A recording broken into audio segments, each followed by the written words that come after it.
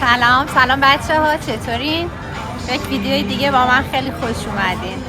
امروز اومدیم یک کلاس ایتالیایی قرار راویولی درست کنیم خودمون. تمام مراحل پختش و تهیه خمیرش رو همه کارش رو انجام میدیم، میپزیمش و تستش میکنیم. کلاسمون هم توی ایتالی هست و اینجا هم کلاسی که قراره بریم.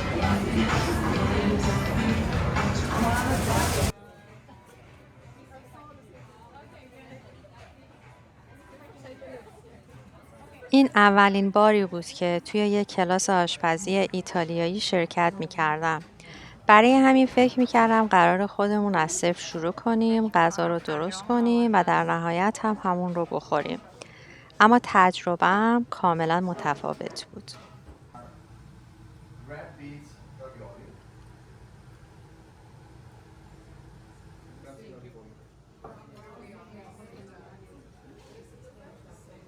از همون ابتدای ورود با نوشیدنی و اپتایزر از ما پذیرایی شد. بعد شف راویولیا رو که از قبل آماده کرده بود برامون پخت و مرحله به مرحله روند آماده سازی و نکاتش رو توضیح داد. از انتخاب مواد اولیه گرفته تا زمان پخت و نحوه سرو. در واقع اول شام رو خوردیم، بعد کلاس شروع شد.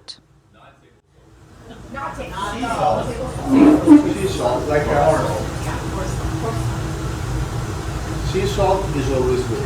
So now we're debating between thin or coarse. If you weigh, it doesn't really matter. Like specifically for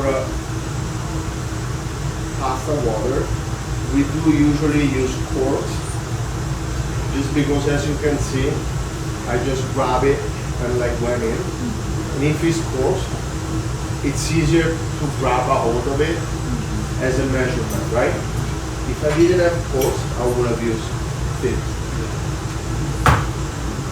How do we drop our pasta? All at the same time. How do we? All at the same time. All at the same time? Yes and no. Like if this is a lot of pasta. The answer is that it doesn't matter.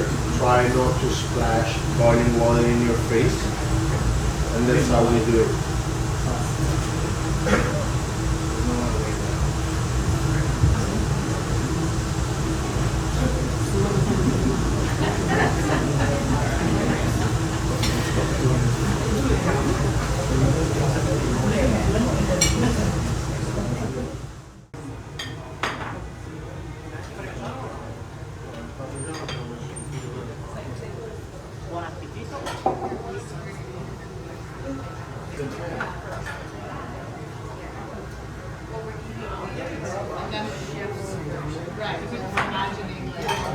Thank you.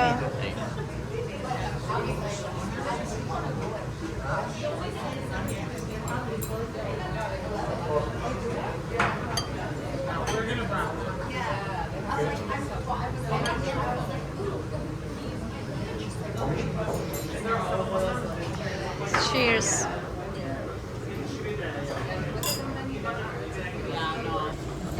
شامو که راویولی بود برای ما سرو کردن، توی فیلم حتما دیدین یا براشون میزنن که ببینیم. الان دیگه وقتشه که ما خودمون راویولی رو درست کنیم و من همراه بشیم.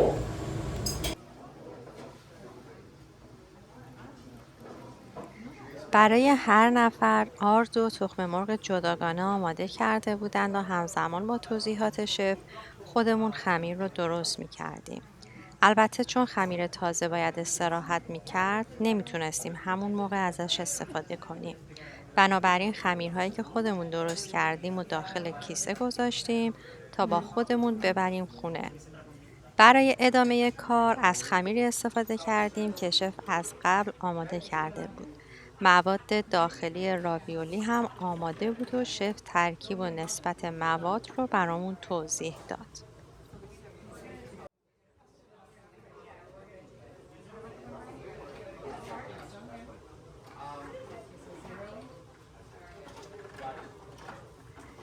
بعد یاد گرفتیم چطور مواد رو داخل خمیر بذاریم، لبه ها رو ببندیم و راویولی ها رو شکل بدیم.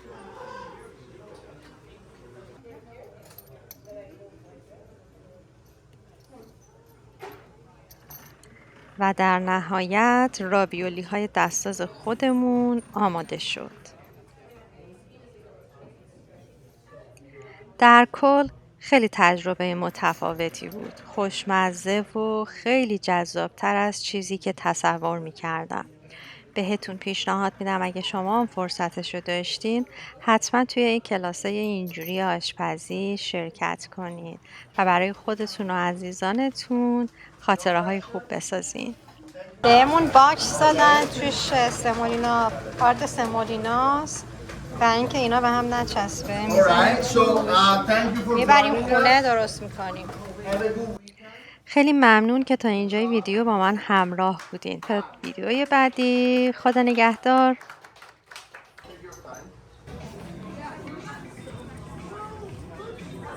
نامه اعمال دادن دستمون، داریم میریم خونه.